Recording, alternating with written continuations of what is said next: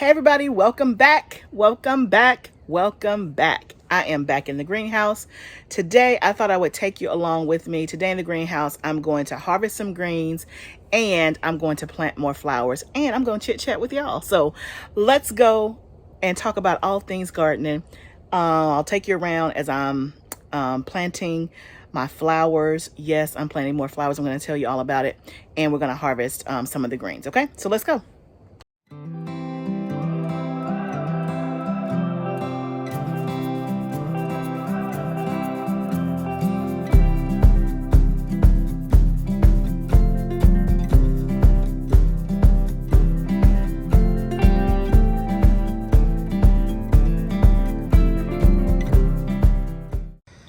So y'all, look at all of my greens. So half of this row is kale and the other half are collard greens. So I am going to just go down the row and start harvesting and picking greens. So one, they don't bolt, two, that they grow back, and three, so I can eat and enjoy them. So let's get started. And the temperature right now in the greenhouse is 85 degrees. It's about 65 degrees outside. So it's pleasant. I'm just gonna start moving and try to get this done and get as many as I can.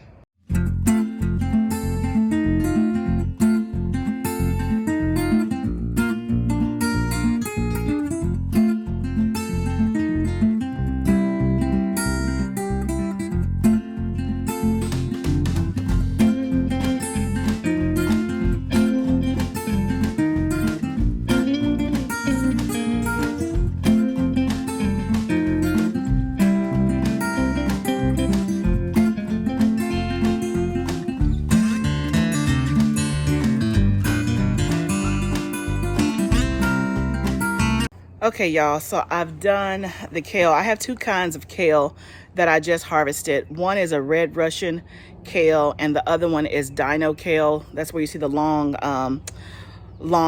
different kind of leaves. So I've done that. Now, of course, I had it on time lapse, so hopefully it didn't look like I was moving slow, but I was moving slow. I hurt my back or did something to my back over the weekend, and I felt that when I was harvesting, definitely. Yeah, it's not the time to have back pain. It's gardening season. But anyway, so yeah, so now I'm going to do the collards. And I'll show you, I have two baskets of the kale. And so what I'm going to do with the kale is a couple of things. One, I'm going to probably cook some. I'm thinking about cooking some of the kale with my collard greens. Let me know if any of you have done that. I have done collards and turnips together. I've cooked collards and mustard greens together. I haven't put kale, but I'm assuming it's a green. It can all go together and shouldn't mess up the taste. But let me know in the comments if you have mixed specifically kale and collards. So I'm gonna cook some, potentially. I am going to freeze some, and then I think I'm going to dehydrate some and make kale powder for smoothies. So in terms of kale, I usually use it in my smoothies. I don't cook a lot of kale. I guess I could, but I haven't cooked kale. Man, it's been years. But when I've been growing it, I just use it in my smoothies in the morning. And I haven't had smoothies in a while. You know how you're on a kick and then you're off the kick. So when I get back on my smoothie kick, I'll have either kale I can get out of the freezer, or I may dehydrate some and make kale powder, and I can just add the kale powder to the smoothies. So that is the plan for the kale. Of course, the collards, they're gonna get cooked. Cannot wait. Collards is one of my favorite greens. So let me know if you have any, if you've specifically done kale and collards together, or let me know what you do with your kale. Now, I know some of you are gonna write me and say kale chips. I did try kale chips last year. I wasn't a fan. And again, maybe I didn't do it right. I put it in my dehydrator. I sprinkled like some salt. I want to say paprika, some nutritional yeast flakes, which is like a cheese flavor. I did that. I just feel like they dissolved in my mouth, right? I didn't feel like it was like a chip. Like it was crispy-ish, but I don't know. Maybe I didn't do it right because everybody is all the rage about kale chips. I wasn't that big of a fan. So if you got something on kale, drop it down below and let me know. So now let's get to the collards. Y'all, look at this. Look how big my cabbage leaves are. Love. Y'all, That's bigger than my head and face. They look so good. Yay, yay, yay. I'm so excited. So these are Georgia Southern collard greens, and I planted these the first week of January. So this is my second planting of the collard greens that I'm harvesting now. So I'm hoping I'll get another harvest before it gets too hot for them. I think the collards may last maybe, I don't know, another 30 days or so by the end of May. It might be too warm here in zone 7A. But hopefully I'll get one more harvest out of them, and you know, that'll be good. Okay, y'all, that's the finished product. I got 4 big baskets of greens, 2 of kale and 2 of collard greens. So we are done with that, at least the harvesting part. So now I think before I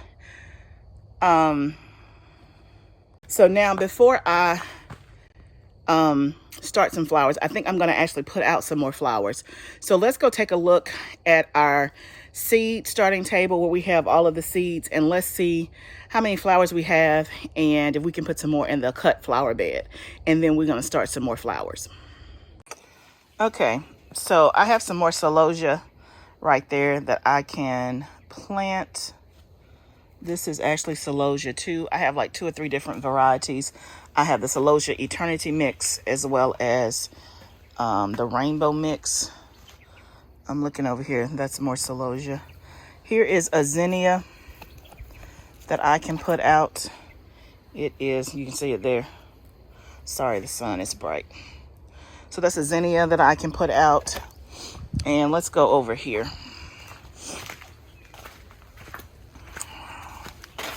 And see what we have. More celosia. Okay. So I'm going to go put some of those out in my bed. That's for the cut flowers. And then that'll help me determine what I'm going to plant next. Okay, guys, I have my empty pots here for my flowers. I'm just going to fill them up with this potting soil that I had in this tray. I had this tray because I was going to do some soil blocking, but the soil block I bought, I didn't like, so I ordered me a new one. So when it gets here, I will show you all about the soil blocking. But for today, we're going to do it the tried and traditional way with some potting soil. And this is dry because it's been sitting in the greenhouse, but we'll moisten it and we'll be on our way. I guess I could just do that.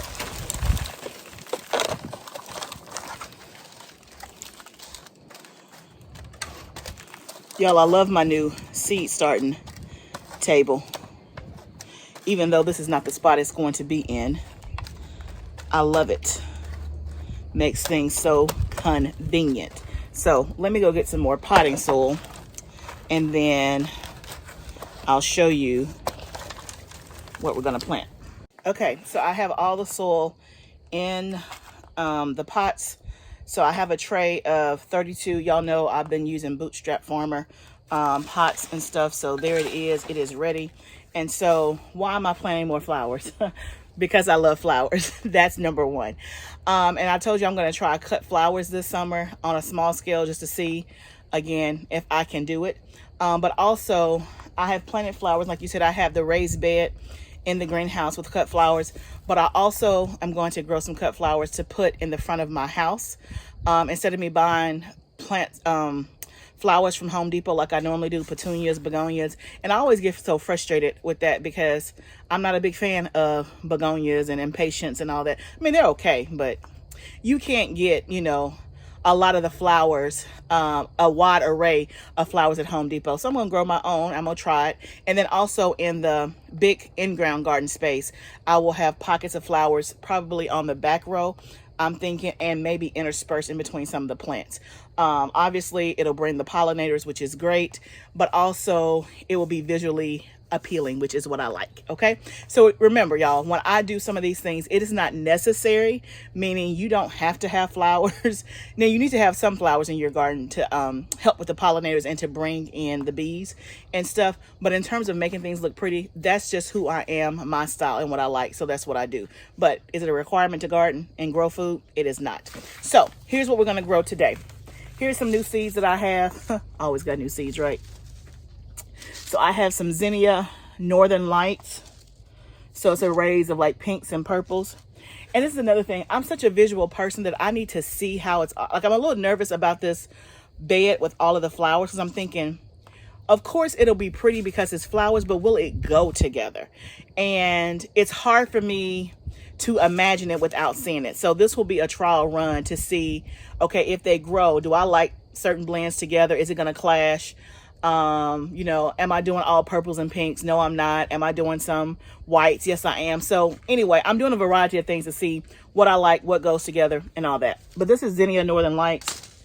This is a Nasturtium Fiesta blend.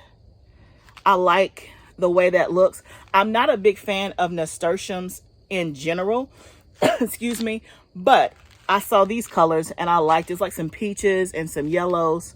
And you know, nasturtiums are edible as well. So they're okay. I haven't eaten them. I'm saying they're okay in terms of me growing them. So this is some more Celosia Eternity Mix. I thought that would be pretty in a vase as well. So I'm going to grow some more of that. Here's some Celosia Flamingo Pink. I thought that would be maybe like a good filler with some white flowers and greenery. Y'all see I'm already planning what I'm going to put together. Here is Zinnia Queen Lime. Everybody says this is so pretty. I cannot wait to see it in person. It looks pretty. So some of that. Then I have the Zinnia Polar Bear. Then I have 3 kinds of calendula. That's the Playtime mix that I'm doing. That is Oopsie Daisy Marigold, Snow Princess. I'm doing that. I might need to get another tray, huh? Maybe. Okay, so this is Zinnia Cut and Come Again. So the more you cut, the more they bloom. So I thought that would be nice. What else? Oh, here's a new one. African Daisy Cape Marigolds. So those are pretty too. And then I have a flower mix that's a perennial bloom. So this specifically I'm going to put in the flower bed outside of my house because it'll just keep coming back, which is great. I generally, I'm not a fan of perennials just because I don't see a lot of perennials that I like the way they look.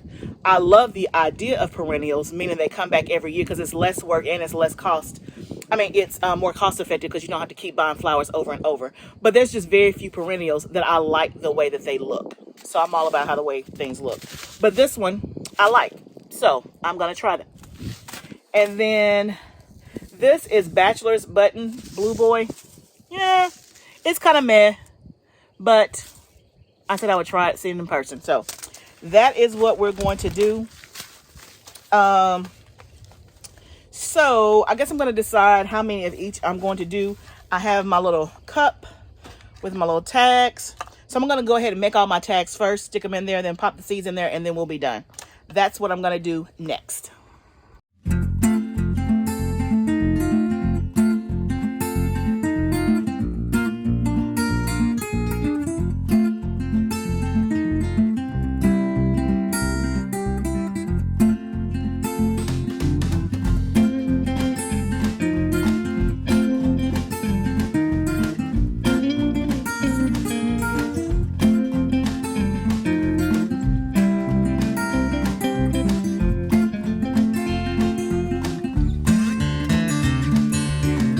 Okay, y'all, all done. I got all 32 pots planted. So what I ended up doing was I did 4 of each. So I did 8. Some of the ones I did not plant, like the Bachelor's Button, the perennial zinnias.